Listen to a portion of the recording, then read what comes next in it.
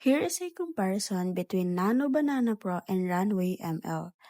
On Nano Banana Pro, you can explore images that you want to generate with, and you can use a free enable options. So this is very rare for some application like this.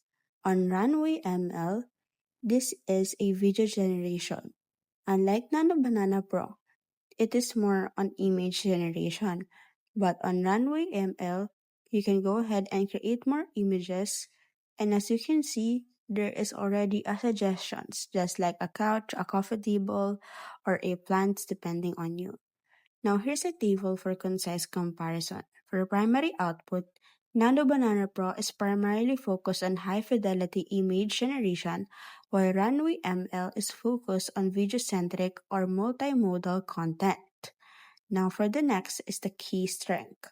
For Nano Banana Pro, it is a subject consistency, and for Runway ML is for cinematic video production.